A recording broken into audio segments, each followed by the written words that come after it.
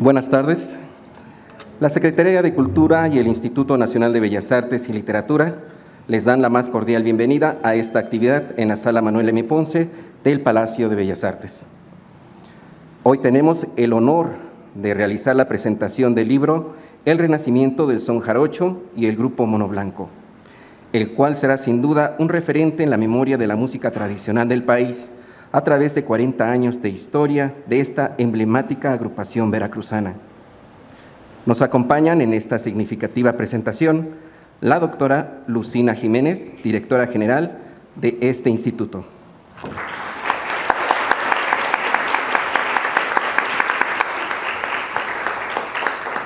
La maestra Ishtar Cardona y el doctor Bernardo García.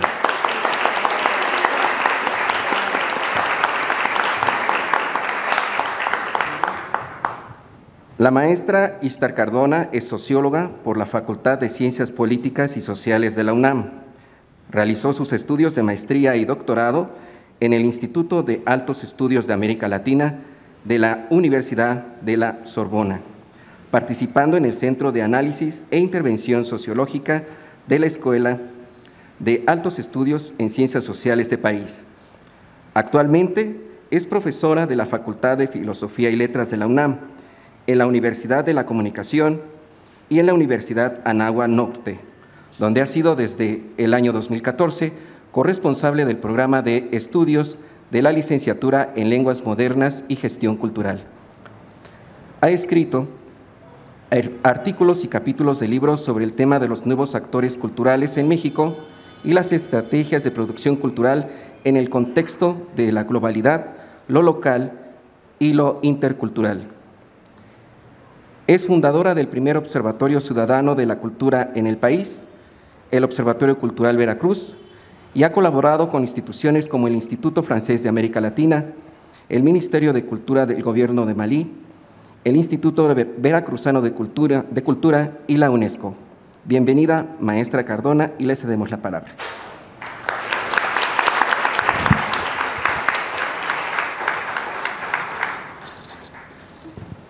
Buenas tardes. Perdón si me falta un poquito el aliento, pero correr de San Antonio Abad para acá para la presentación no fue sencillo. Le agradezco muchísimo, primero al Instituto Nacional de Bellas Artes, haberme recibido para esta presentación. Lucina, un gusto estar de nuevo contigo. Bernardo, muchísimas gracias por tenerme aquí en esta presentación.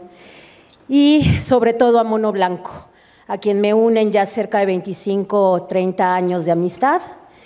Y yo me siento muy honrada de estar en la presentación aquí en la Ciudad de México de este magnus opus, Yo realmente, cuando trabajaba investigando desde hace como 20, 25 años sobre el son jarocho, yo tenía la impresión de que de repente faltaban más monografías, pero no solamente una historiografía plana de lo que era el son jarocho o de lo que se decía que había sido la constitución del son jarocho como género del siglo XVII, XVIII, a la fecha, no estamos muy seguros de los inicios, pero sí sobre esta etapa que se abrió a finales de los años 70, esta etapa que después fue llamada el movimiento jaranero o el movimiento sonero.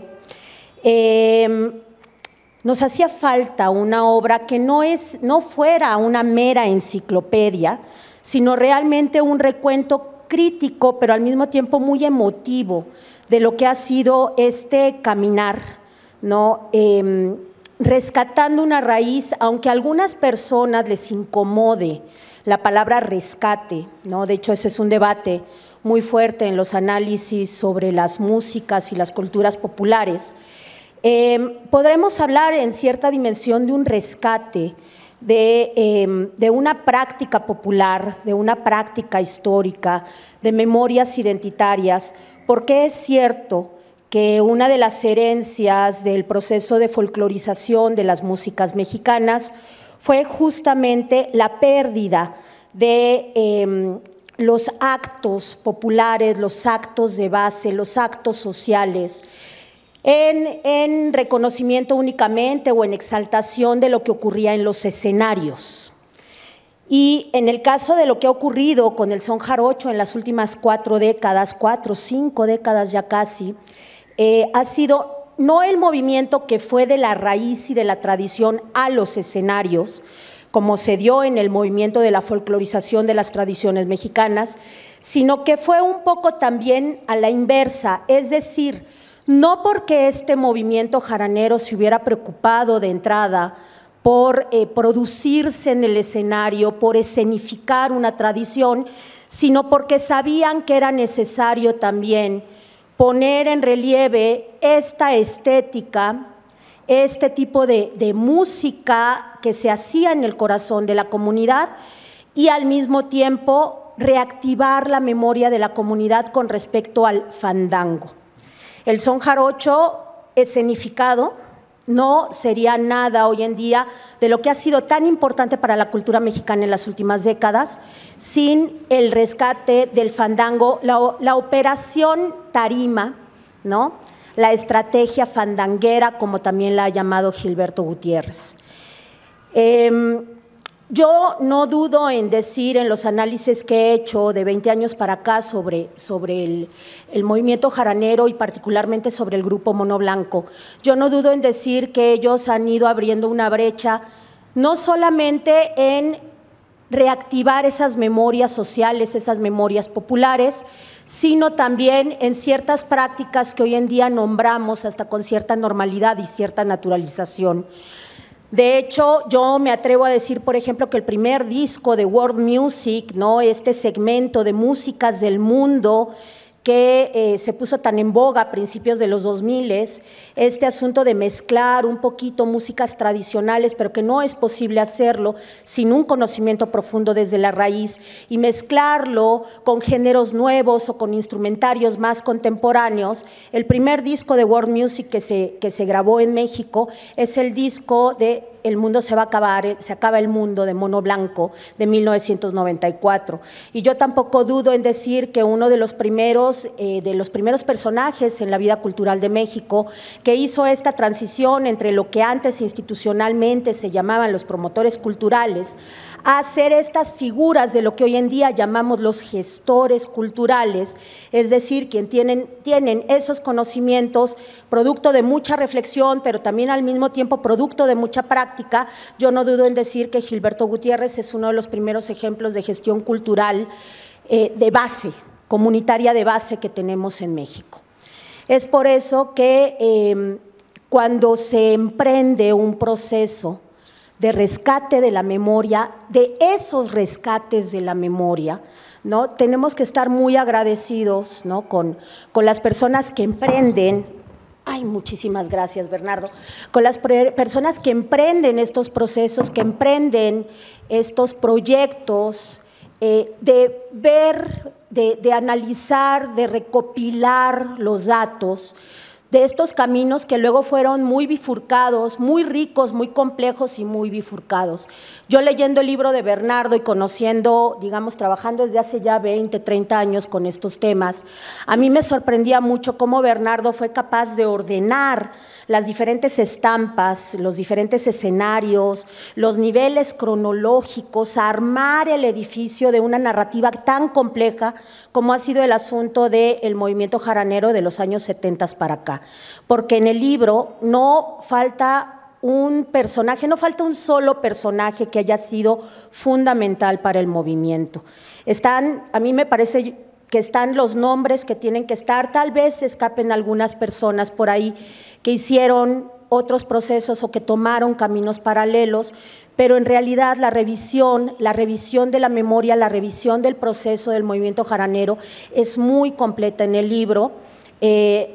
Y me parece que rinde un justo homenaje a lo que ha sido el motor, el dínamo que representa Mono Blanco, que ha representado Mono Blanco en el rescate de esas memorias, de esas tradiciones, de esas formas de hacer comunidad.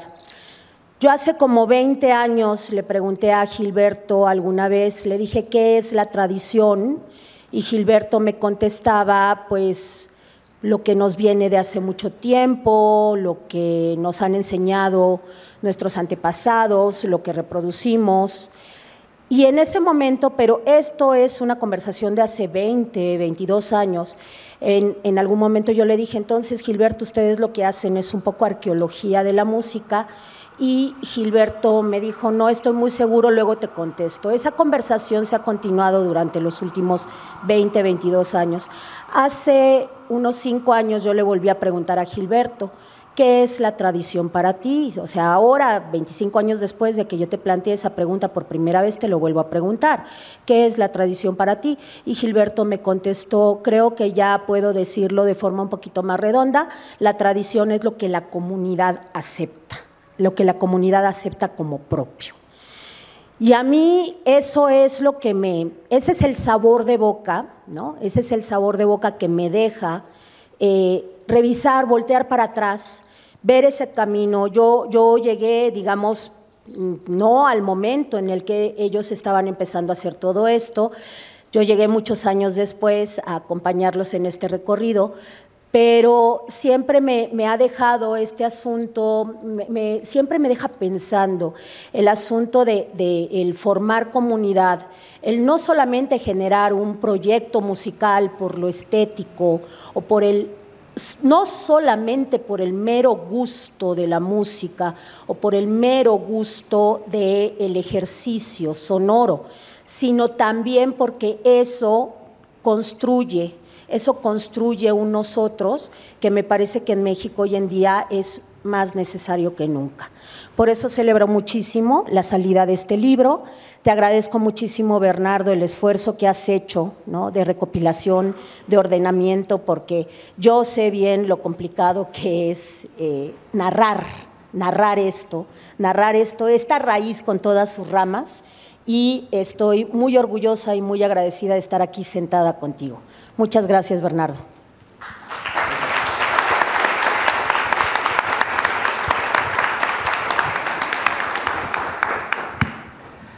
Gracias por su intervención, maestra Cardona.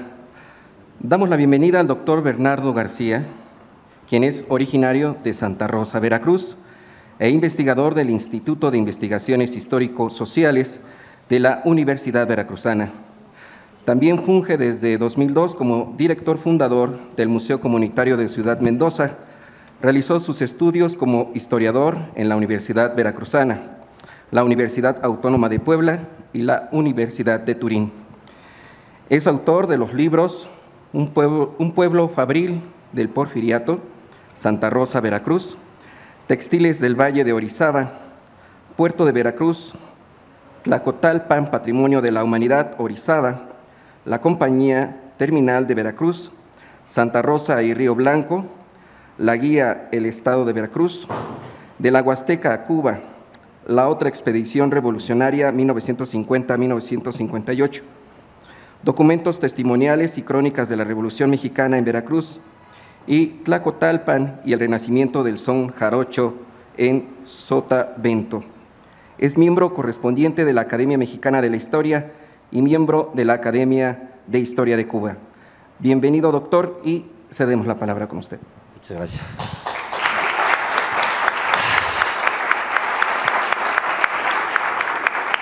Bueno, yo realmente estoy muy contento, muy emocionado de tener el privilegio de estar en el máximo recinto cultural de este país y muy contento.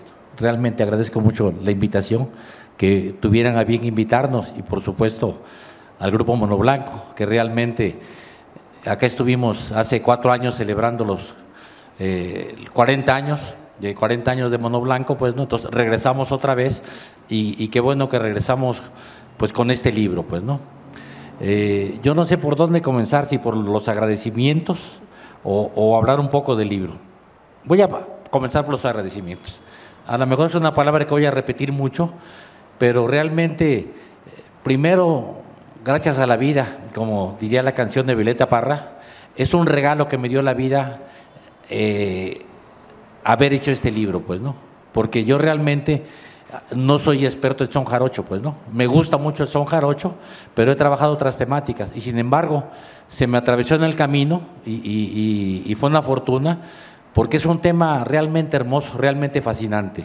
de las cosas importantes que han pasado en este país a nivel cultural y a nivel nacional, pues, ¿no? Y ahora tiene repercusión internacional, ha sido precisamente esta revitalización del son jarocho. Entonces es un proceso muy bonito y realmente saben que el mundo está muy complicado, no hace falta que se lo recuerde, pues, del mundo o del país, y parece que estuvieran las cosas de cabeza, que las cosas, lo que más abundara fuera la incertidumbre y escuchar las malas noticias.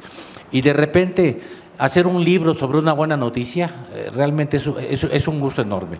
¿Y la buena noticia cuál es? La buena noticia fue que esta música tan hermosa, que tiene varios siglos de existencia y que de repente estaba languideciendo allá por los años 50, 60, por diferentes motivos, que lo van a ver en el libro, ya sea que lo compren o lo vamos a colocar en bibliotecas, que por diferentes motivos estaba viendo para abajo. De repente, a partir de los años 70 se da este fenómeno maravilloso que es la recuperación, la revitalización del son jarocho. Y es un fenómeno muy bonito porque es un fenómeno colectivo. Por eso digo que voy a abusar de la palabra agradecer, pero realmente hay que agradecer toda la gente que estuvo involucrada en este proceso, que por supuesto el eje principal fueron los músicos, pero no solo fueron los músicos, fueron los promotores culturales, fueron autoridades culturales que tuvieron la visión de que ese proyecto había que nutrirlo, que había que alimentarlo, que había que catalizarlo, pues, ¿no? Hubo instituciones culturales fundamentales como Radio Educación, ¿no? Realmente el encuentro de jaraneros es un momento fundamental de la revitalización del son jarocho, y como ustedes saben, o si no saben, nació en Tlacotalpan en el 79, pero realmente ahí estuvo el impulso fundamental de la gente de Radio Educación, pues, ¿no? Y ellos estuvieron atrás de ese encuentro a lo largo de 15, 16 años, después regresaron, pero sobre todo estos años fueron cruciales. Saben que siempre lo más difícil es levantar las cosas. Ellos echaron la simiente, lo levantaron, lo prestigiaron y lo dejaron caminando. Y hasta la fecha está el encuentro de jaraneros y sigue siendo el encuentro más importante. Y así como los promotores, como funcionarios culturales, había que ver gente que anduvo grabando, como la gente de Pentagrama, como la gente de Urtex, compañías independientes, pues, ¿no? Hubo mecenas que metieron dinero y que prefieren el anonimato, algunos de ellos están por acá, no los voy a mencionar, por supuesto. Entonces hubo mucha gente involucrada. Entonces siempre que hay un proceso colectivo da resultados. ¿Y el resultado cuál fue? Precisamente la revitalización del son jarocho. Ahora bien, en el libro, pues por supuesto, el libro se llama Renacimiento del son jarocho y Grupo Mono Blanco. Van como un vías del ferrocarril, van las dos historias paralelas. Por una parte, cómo nació el Grupo Mono Blanco en la Ciudad de México, pues, ¿no? A partir de dos muchachitos de los Tuxtlas, los hermanos Gutiérrez, pues, ¿no? El arribo de un mexicoamericano, Juan Pasco, que nació en Chicago, pero que tenía también sangre mexicana, tipo que traía otra cultura, que traía otra formación, y después un viejo jaranero, el último jaranero negro de Sotavento, Arcadio Hidalgo, señor de octogenario, de origen afrodescendiente, de padre cubano. Entonces, esta combinación un poco especial de diferentes generaciones, de diferentes formaciones culturales, étnicas inclusive, dio resultado Mono Blanco. No les voy a platicar historia porque es muy larga.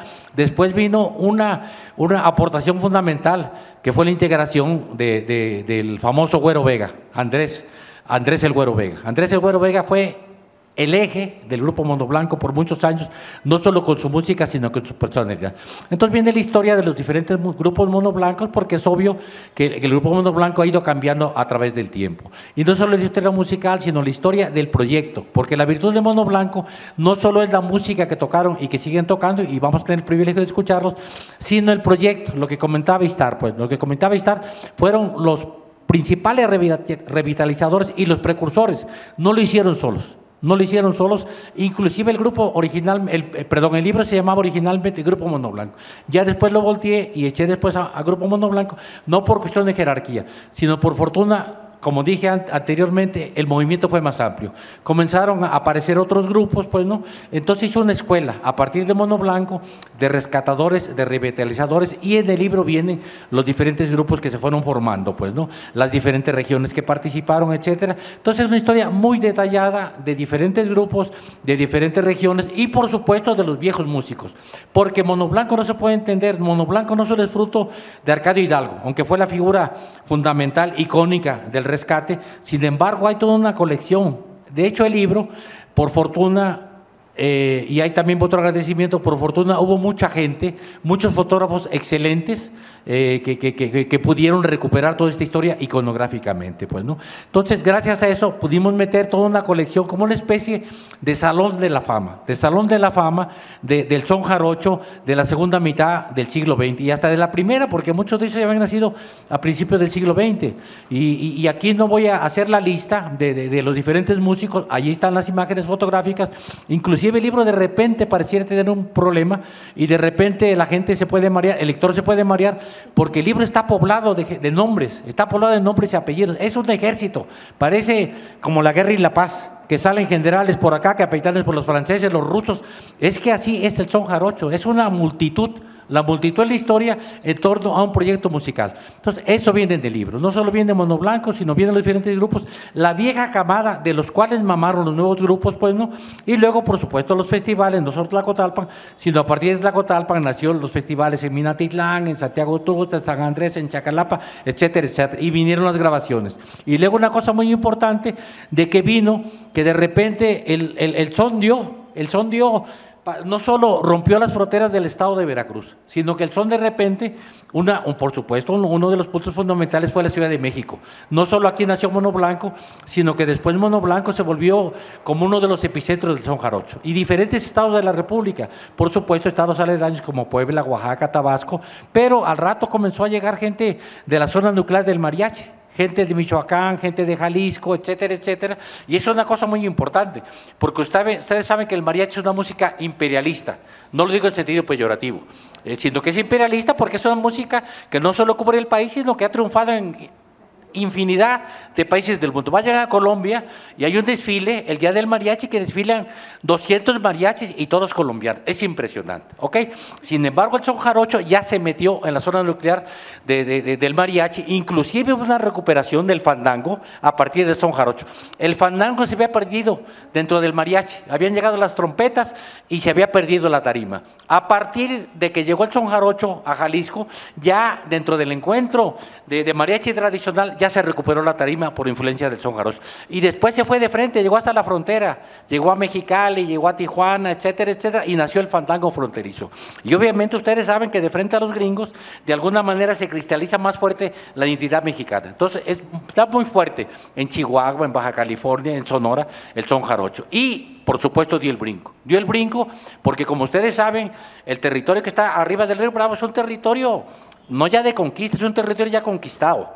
Está calculado que para el 2050, cálculos demográficos, la cuarta parte de la población de Estados Unidos va a ser de origen hispano, ¿ok? 100 millones de origen hispano, de los cuales se calcula 62-65%. Aunque pongan 20 muros, ya los mexicanos están haciendo el amor del otro lado y están haciendo mexicanos como conejos, pues, ¿no? Así que ya, eso es territorio de conquista, entonces era natural. ¿Y dónde fue la zona? California. ¿Por qué California? Porque California es mexicana, como Texas, por supuesto, y de hace rato, pues, ¿no? Entonces comenzaron por Los Ángeles, comenzaron por San Francisco y después se vinieron al sur a Los Ángeles. En Los Ángeles llevan 18 años de hacer festival, en Chicago tienen 10 años de hacer festivales, no todos los años. Nueva York sí llevan un festival año tras año, desde 2010, pues, ¿no? Y no solo en estas ciudades, sino yo pongo una lista como de 50 ciudades estadounidenses y la lista está incompleta. Por supuesto, ya brincó a Montreal y Ontario el son jarocho. Entonces, el son jarocho, y por supuesto, ya regresamos del otro lado, las carabelas regresaron y ya está allá. Aquí vienen fotos de grupos en Helsinki, en Barcelona, en París, en Toulouse, en Inglaterra, en Bolonia, etcétera. Entonces, digamos, realmente es un fenómeno interesantísimo. Entonces, es muy bonito cómo esta música campesina que se estaba perdiendo, que la tocaban músicos viejitos, que no les hacían caso, que los recordaban en la fiesta, en las bodas, porque lo que imperaba era la chunchaca, o la cumbia, o el rock and roll, etcétera, y sin embargo el son regresó por sus fueros y el son está más que vivo. Entonces a eso está dedicado el libro, y yo no me quiero andar haciendo el modestito con falsas modestias, pero realmente yo me pude montar en muchísima investigación. Hay mucha gente que ha investigado. Hay una cantidad de mujeres y de hombres, investigadoras e investigadores que han hecho tesis de maestría, doctorado, artículos, libros, ¿no? Yo ya me estaba volviendo loco con tanta cantidad de material que había. Los historiadores tenemos un problema, o hay poca información o hay demasiada. En el son jarocho hay demasiada información. Yo el libro lo corté, este es el volumen 1, no se crean. váyanse preparando con el billetito, porque es el primer volumen.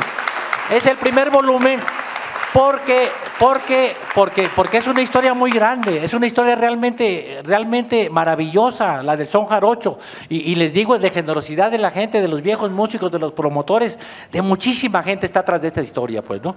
Entonces, hay mucha información, yo lo que hice fue recopilar todo eso, y así como recopilé, me monté sobre el trabajo de mucha gente, por supuesto de los créditos correspondientes, también me monté sobre el trabajo de los fotógrafos.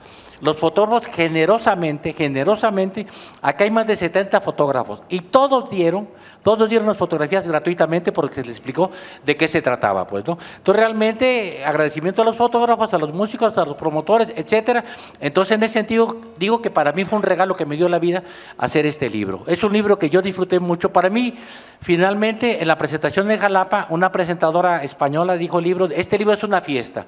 Ojalá así les parezca a los lectores. Para mí fue muy emocionante hacerlo. Espero haber transmitido esa emoción, porque realmente yo creo que es de las fuerzas de este país. Yo creo que no tanto, sino tanto como el litio, tanto como el petróleo, tanto como las remesas que nos llegan, y si no nos hubiéramos hundido, realmente yo creo que una de las fuerzas centrales de este país es la cultura. La cultura mexicana, yo creo que es lo que nos va a permitir sacar el buey de la barranca, pues, y en particular la cultura popular. Y la cultura popular la tenemos en todo, la tenemos en la artesanía, la tenemos en la gastronomía, la tenemos en la música, etcétera, etcétera. Y es realmente eso que viene de abajo de México, es lo que nos va a permitir salir adelante. Entonces, yo insisto que realmente para mí fue un deleite hacer ese libro, y espero que ese deleite, esa emoción que yo tuve para hacer este libro, pues, ¿no?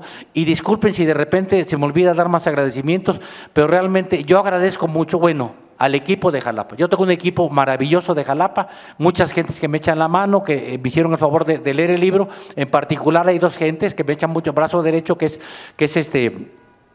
Hilda Flores, el otro José Luis también, y acá está una compañera que también es fundamental, Isabel Naranjo, ¿verdad?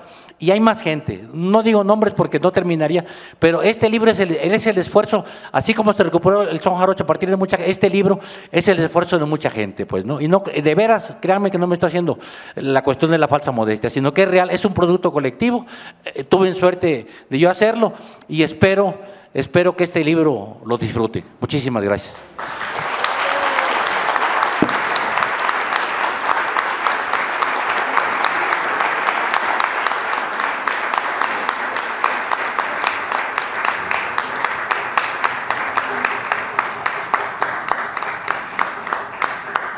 Muchas gracias, doctor Bernardo García. La directora general del Instituto Nacional de Bellas Artes y Literatura, Lucina Jiménez, es doctora en Ciencias Antropológicas, experta en Política Cultural de la Comisión de Cultura, CGLU para la Agenda 21 Cultura, miembro del Grupo de Expertos de Gobernanza para la Cultura y el Desarrollo de UNESCO desde 2011, miembro del Comité Científico de la Universidad Internacional de La Paz, Suiza, Premio Internazionale Universum Dona 2017, Premio Ángel de la Ciudad 2018 por su contribución a los derechos culturales. Fundó y dirigió CONARTE, organización que impulsa la educación en artes y para la paz en escuelas públicas y comunidades de alta marginalidad, en vínculo con el desarrollo urbano, la seguridad ciudadana y la igualdad de género. Como consultora internacional en cultura y desarrollo, políticas artísticas y culturas de paz, ha colaborado en más de 10 países y ciudades de América Latina, Europa y África. Fue directora general del Centro Nacional de las Artes y directora técnica del Programa Cultural de las Fronteras y de la Coordinación Nacional de Descentralización del CONACULTA, hoy Secretaría de Cultura. Autora de Políticas Culturales en Transición, Democracia Cultural, Gestión Cultural y Lectura en Tiempos de Diversidad y Arte para la Convivencia y Educación para la Paz, entre otros. Doctora, le cedemos la palabra. Muchas gracias. Muchas gracias. Muy buenas tardes, noches a todas y a todos. Lo único que no dice ese currículum es lo más importante. Soy amiga de Mono Blanco hace muchísimos años, y eso es algo que realmente me parece fundamental, porque estamos aquí hoy para celebrar y para agradecer, en verdad, dos obras trascendentes, 2. Y no quisiera exagerar que la emoción que me da escucharlo, doctor, porque eso me permite conectarme como lectora de su libro a una emoción que a mí también me entró. Cuando estaba leyendo el libro no sabía si leerlo por el medio, por adelante, porque el libro se puede leer de muy diversas maneras. El libro es una polifonía de voces, de testimonios y de enfoques que creo que van más allá, como bien decía la maestra Aistar, a quien también saludo y agradezco que esté aquí, una mujer en verdad comprometida con sus propios procesos intelectuales, pero también con procesos de formación de nuevas generaciones y siempre estando involucrada con el son. Muchas gracias, Aistar. La primera obra trascendente de la que quiero hablar es precisamente del libro, porque ese libro va a ser, y me alegra que sea el primer tomo, porque en verdad va a ser un referente fundamental de cómo estudiar, documentar, hacer crónica, problematizar, algo que va más allá efectivamente de un género musical. No estamos hablando de un género musical, estamos hablando de un profundo movimiento cultural, comunitario, político, que trasciende y que toma partido y posición frente a lo que significa una forma de vida y una cultura local en un sentido absolutamente radical. Y eso en realidad está en el libro. El libro también nos permite entender que son las colectividades las que construyen, porque Mono Blanco en sí mismo es una colectividad. Pero además, fíjense, es una experiencia que el doctor desmenuza y coloca en su contexto de temporalidad, algo que en este momento, y lo hemos dialogado Aistar y yo en muchos otros espacios, esa contemporaneidad de lo que hizo Mono Blanco, de nacer desterritorializado, es decir, nació en otro territorio que no era precisamente el de Sotavento, nace con una influencia intercultural, porque el doctor nos deja ver cómo en realidad hay un flujo de otra cultura en la conformación del propio grupo, pero luego fíjense, ese grupo logra generar una semilla a propósito de algo que el doctor reconoce como ese amor, ese apego a los afectos, ¿no? Al afecto que significa la pertenencia, el saber de dónde vienes, el saber qué es lo que ordena tu vida. Entonces, pero Mono Blanco lo que hace es generar un campo florido que va más allá de hacer que las comunidades, las familias, los habitantes de toda la región del Sotavento recuperen una poética, una capacidad de construcción de una lírica sabia, fabricar sus instrumentos, volver a la recuperación del tablado, sino que además pues construye territorios muchísimo más amplios. Yo recuerdo por aquellos años 80 efectivamente una llamada de Gilberto diciéndome: estamos regresando de San Francisco, no sabemos si México se acuerda de Mono Blanco, porque Mono Blanco había cruzado frontera y había hecho algo completamente innovador también en ese momento, que era incluso una combinación de la instrumentación y el desarrollo de un vínculo entre el son jarocho con otras expresiones musicales que dieron lugar a un profundo debate, un debate que hoy en día está más que, digamos, más que superado. Está demostrado que en la práctica hay un aporte fundamental del son jarocho hacia muchos otros géneros y que por lo tanto el son jarocho ha tenido esa capacidad de generar movimiento cultural. Otra expresión que está planteada en el libro que me parece fundamental es el reconocimiento testimoniado del papel de las mujeres como claves para el desarrollo de la fiesta, del fandango, de la formación de los niños, de la organización y no solo del zapateado. sino la irrupción de movimientos de mujeres también haciendo interpretación de sones y haciendo composición y haciendo rima, haciendo todo lo que implica el circuito prácticamente que compone el movimiento del son jarocho convertido en fiesta. Hace un reconocimiento, y esto es nada más para que se les antoje, de verdad, y no se vayan sin el libro, porque hace un reconocimiento profundo del vínculo de las familias, cómo las familias fueron trabajando, manteniendo, aún en los momentos de mayor crisis y deterioro, el doctor nos deja saber cómo esas familias fueron manteniendo estos procesos y cómo fueron en su momento desarrollando estos lugares de resistencia, ¿no? Y yo sí creo, Mono Blanco, ese núcleo que el doctor menciona, ese núcleo de actividad que recupera dos vínculos también, tanto culturales como generacionales, el lugar del maestro Arcadio, el lugar que reconoce y que deja que sea el maestro Arcadio quien orienta también mucho de ese proceso, es una generosidad que habla de esa posibilidad de diálogo intergeneracional, que también hoy en día alimenta el son jarocho. Creo que estamos ante un movimiento que todavía nos va a dar muchísimo, muchísimo, y seguramente el doctor con su colectividad de investigadores, de investigadoras, tendrá la pasión, el deseo, el amor y la disposición de darnos otros tomos de… ¿Cuántas páginas tiene este libro, maestro? 560, pero es su primer tomo, ojo.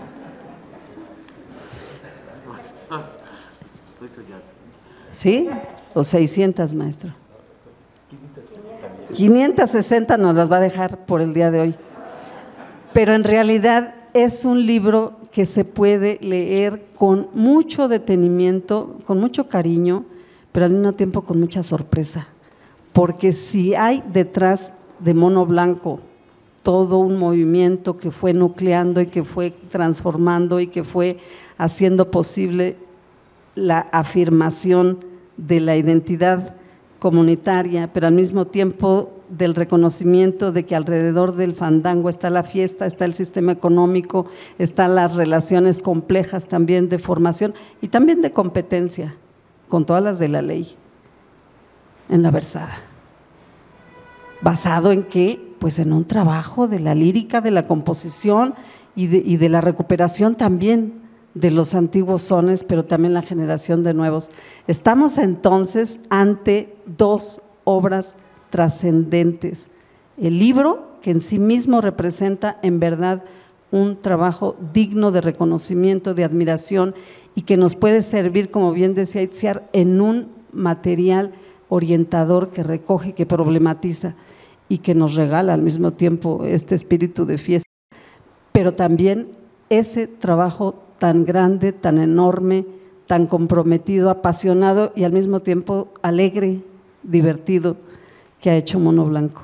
Y para quien yo en verdad pido un aplauso muy, muy grande, porque se lo merece. Pónganse de pie, monos blancos, por favor, para recibir este aplauso.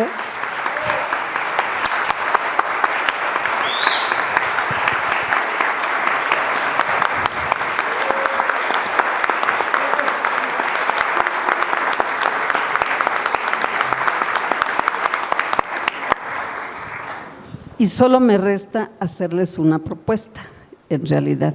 Esta intervención no tenía otro propósito más que agradecer, en verdad, reconocer que estén aquí, que este libro cobre vida también aquí, pero hacer una propuesta, y es que la celebración de Mono Blanco enriquezca también parte de la programación de Bellas Artes, tanto desde el punto de vista de una exposición que explore todos estos caminos, porque la investigación está hecha, pero también que pueda desarrollar un proyecto musical en relación con alguna de las agrupaciones artísticas de Bellas Artes para poder extender este ámbito. Muchísimas gracias.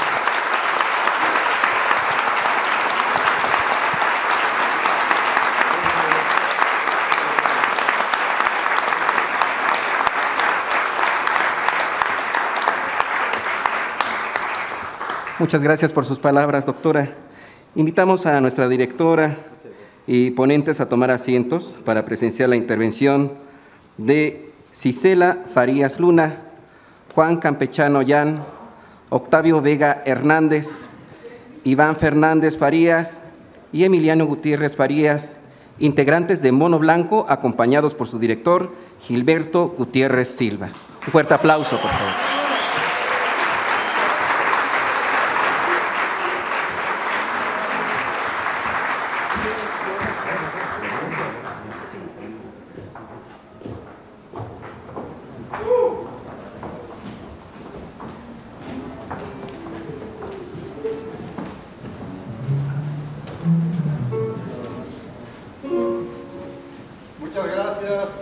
Muchas gracias a Lucina, a Estar, a Bernardo sobre todo, que un día me dijo, oye, pues un libro, yo digo, pues sí, yo siempre digo que sí.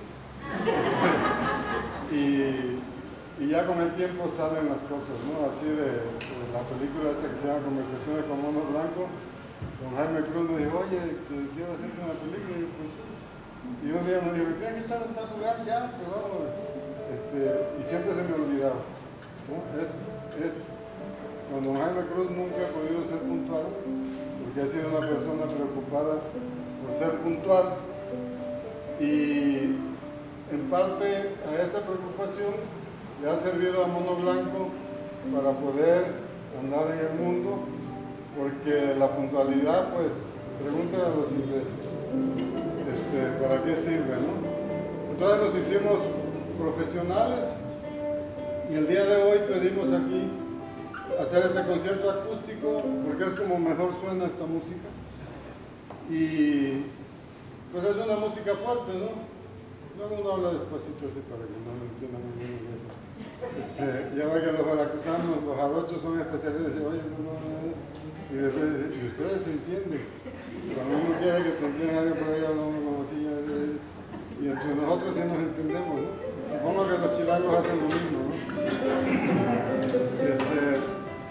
Y bueno, pues vamos a tocarles unos sones. Yo ya no me acuerdo cuáles sones puse. Sí. Es que había que tener una lista, cosa que nunca hacemos, porque Mono Blanco nunca tiene un programa, ¿no? Dependiendo de cómo vemos a la gente, si vemos que están muy abajo, los subimos, si están muy arriba, los bajamos. Y entonces vamos improvisando, ¿no? Ahí yo les digo, tal son y tienen que estar al tiro, ¿no? Y dice que va un son que se llama Mar de Amor, que es creación del grupo Mono Blanco. ¿Tenemos que cantar con el cubrebocas?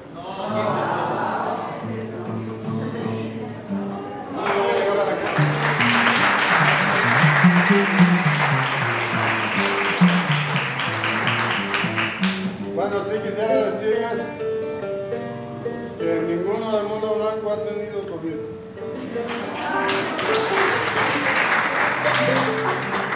Salvo que hayamos sido asintomáticos. Pero no, a Dios gracias, ninguno ha caído. Mire, siempre andaban con el alcohol aquí, antes era para tomar, ahora para tomar. Y eso ha servido. Y ahí les va Mar de Amor.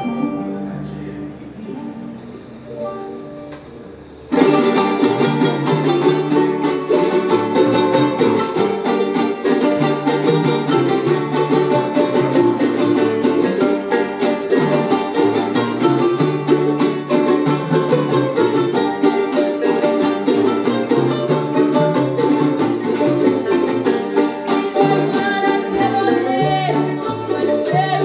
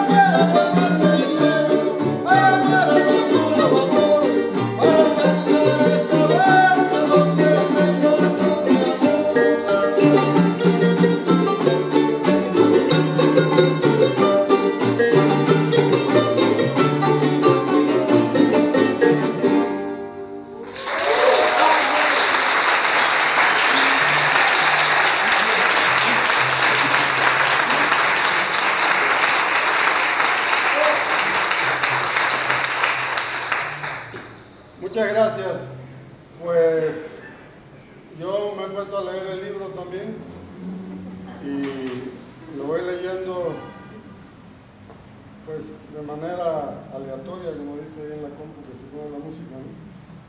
Porque ya no quiero leer de donde habla de mí. Y entonces voy leyendo los otros capítulos de los otros lugares y estoy muy sorprendido del capítulo de Estados Unidos, ¿no? Porque, bueno, aquí también me pasa que yo ya no sé lo que está pasando, ¿no?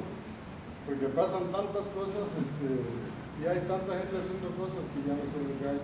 Por ejemplo, yo aprendí a hacer instrumentos, como lo digo yo, con un sentido social, porque no había instrumentos. Y entonces, pues si quieres hacer talleres necesitas instrumentos, ¿no? Y luego los instrumentos que habían eran como de castigo, ¿no? O sea, así, eran duros, no afinaban, se barrían las clavijas. Y entonces fui con mi maestro a aprender e inmediatamente empecé a enseñar en las comunidades, porque yo quería que hubiera instrumentos en los pueblos, ¿no? Y claro que hubo gente que me aconsejó, no enseñes, hazlos tú se los vendes, ¿no? Esa es la versión capitalista, pero quisiera yo decirles que afortunadamente yo crecí fuera de esa ideología, fuera de esa manera de ser, porque crecí en el campo, crecí descalzo, yo he vivido con un par de zapatos y guaraches, cuando se acaban uno me compro otro, ¿no? Pero me duran más de un año, 2 años,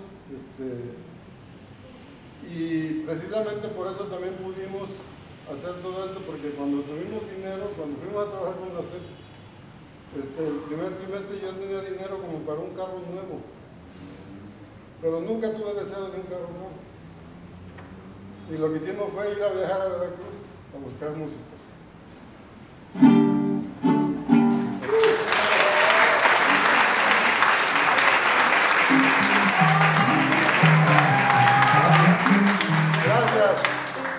Bueno, pues además de todo soy emocionalmente sensible y por eso después pues me emocionan las palabras, me emocionan las letras, me emociona la poesía, me emociona lo bello de la vida. Entonces, pues no crecí con la idea de que no había que llorar. Y como dice el verso, cuando hay que llorar, llora, y cuando hay que reír, ríe. Y a veces uno ríe de alegría o ríe de tristeza y a veces llora de alegría también. Entonces les vamos a cantar esta canción que se llama Malaya, que es una canción de desamor, pero que inspira amor. Y la verdad sí me han escrito ahí, es la canción de cabecera. Muchas gracias.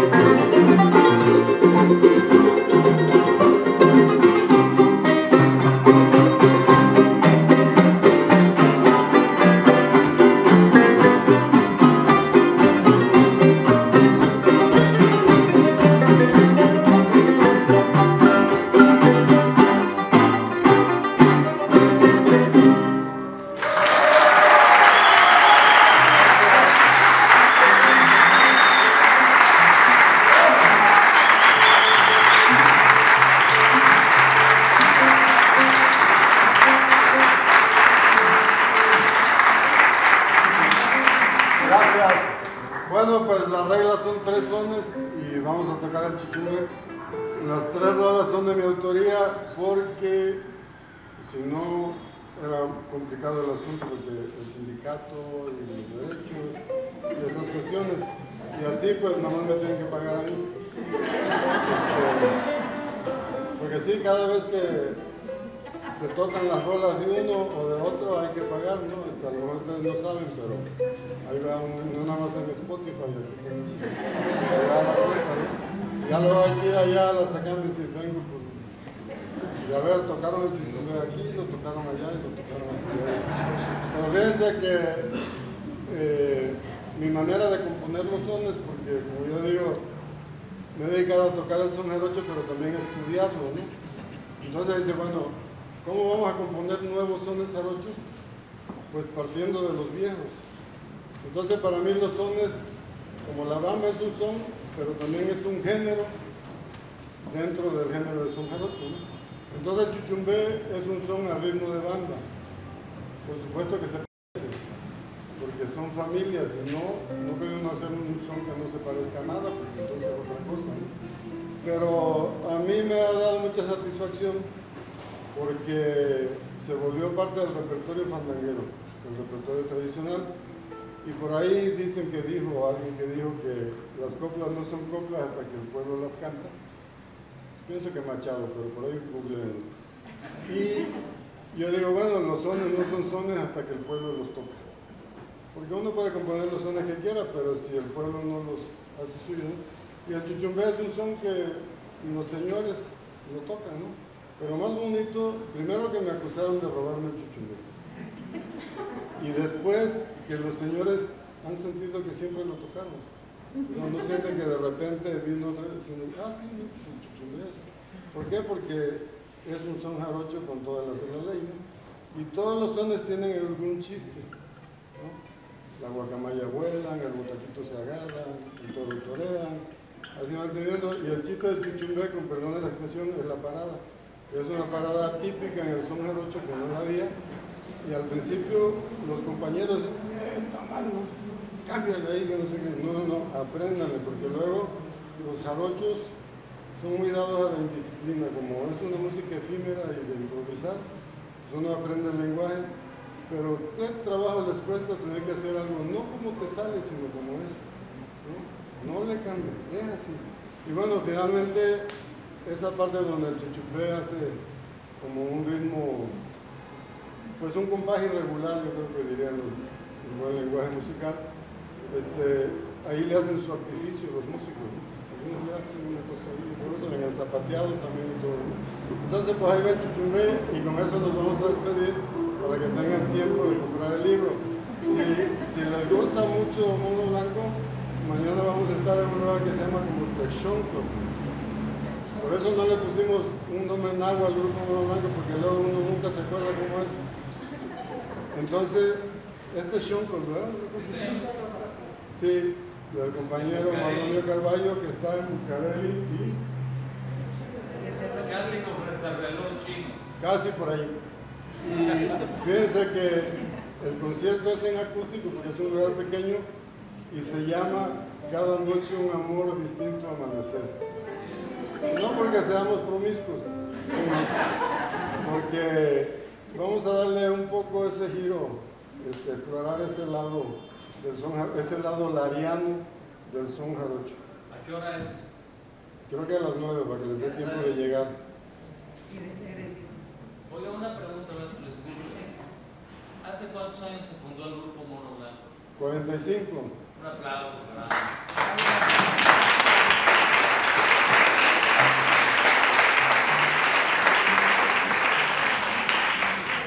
Pues sí, 45 años, yo estaba joven, andaba por ahí haciendo y diciendo cosas, y la verdad ni me di cuenta cómo pasó el tiempo, porque ha sido una cosa divertida, ha sido mucho trabajo, pero ha sido divertida. Y afortunadamente siempre ha habido jóvenes, porque antes teníamos que cargar la tarima, cargar la silla, poner la luz, y traíamos un equipo de sonido porque hacíamos los fandangos en medio de las ferias, y competíamos con los imitadores de Pimpinela, Yuri y todo eso que estaban a los lados, y competíamos con las otras cantinas acá y las rocolas y eso. Con los grupos de Chunchaca. Con los grupos de Chunchaca, y éramos como una atmósfera ahí, en medio de todo aquello, ¿no? Y pues ahora yo ya no ando cargando y eso, yo ya no los voy a ver desfondando. Y ya no bailo tanto porque de dar clases y todo eso, y unos kilitos de más después, pues ya, pero yo veo que mi familia Gutiérrez de viejo todos son flacos. Entonces yo creo que voy a bailar a esas bailes. Ya cuando pierda todo el peso de la masa corporal. Ahí les va el chuchupe.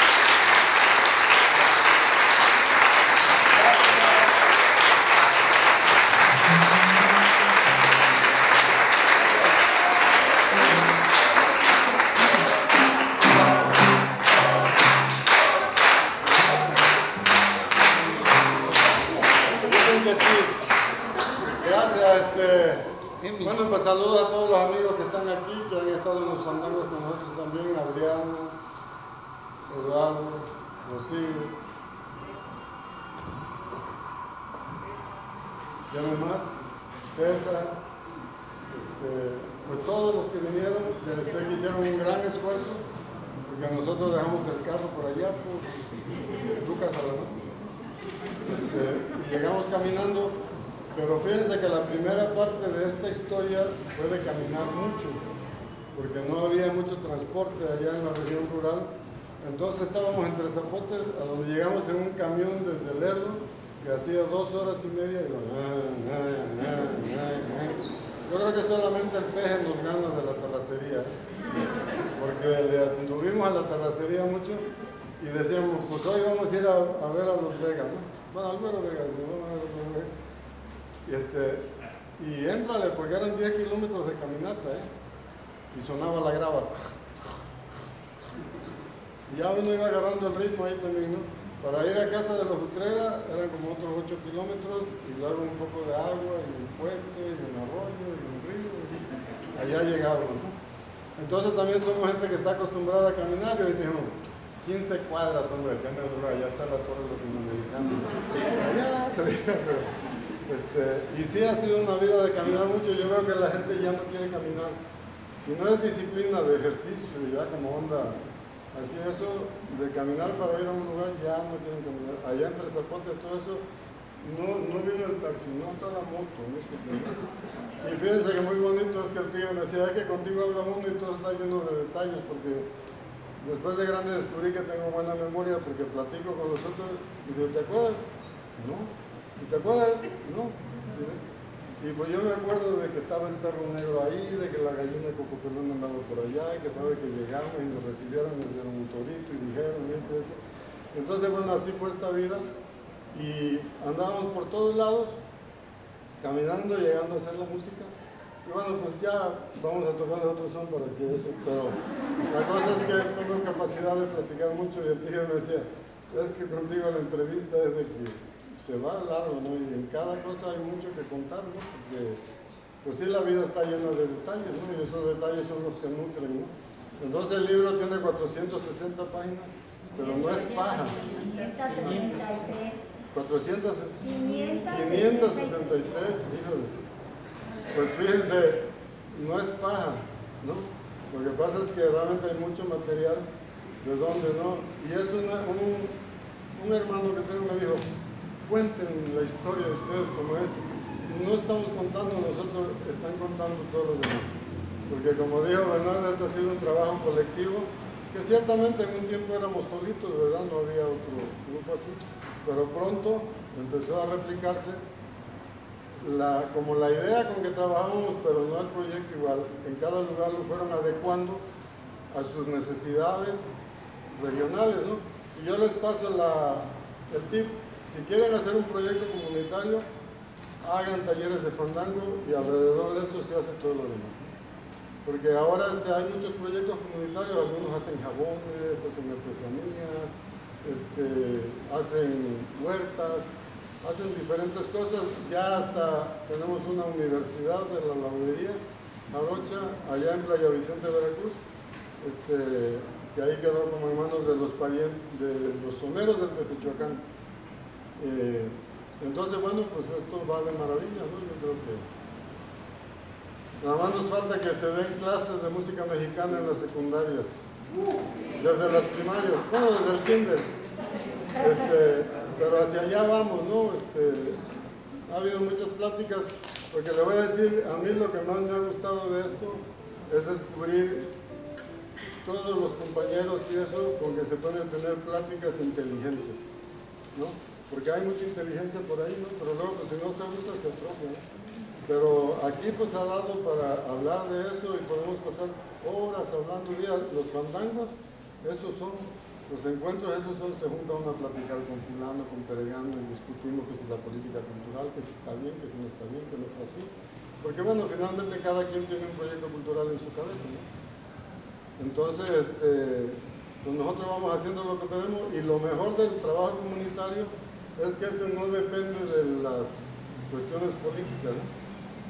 En Veracruz los fandangos hay siempre porque no dependen de que la Secretaría mande el presupuesto, que no sé qué. Es el trabajo comunitario. Y contra eso no hay nada que lo pueda destruir, ¿no? A veces hay apoyo, si hay apoyo lo reclamamos, porque pues sí hay, que venga por acá, ¿no? Pero si no hay, se sigue haciendo todo, ¿no? Entonces, ¿qué les tocamos? No, nunca me acuerdo de qué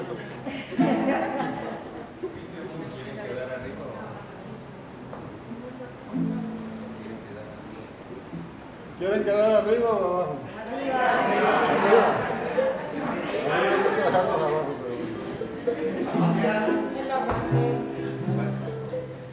Bueno, yo la verdad voy a decir, ¿sabe cuál es el problema? Que en los años 50, 30, 40, 50, 60, los jarochos que vinieron acá a México se dieron vuelo registrando los sones tradicionales. Como no había conocimiento de eso, pues todos tienen dueño. Yo nunca he ido a revisar si registraron los arreglos o los sones como tal. Eso habría que ver, ¿no? Pero es muy fácil probar que Barcelata no es dueño de La Morena, que Huesca no es dueño del Cascabel, que La Bamba tampoco tiene dueño, ¿no? Pero ¿y quién quiere ir a meterse a todo ese lío? Se necesitan abogados y cosas así. Y bueno, pues saludamos a Graciela y Felipe, que a través de ellos mismos, pero a través de Radio Educación, estuvieron ahí al pie del cañón, difundiendo el encuentro de Janeiro, le dieron el alcance nacional y luego internacional, y pues todavía apoyan al contingente, dijera César Castro. Gracias por venir y gracias por acompañarnos.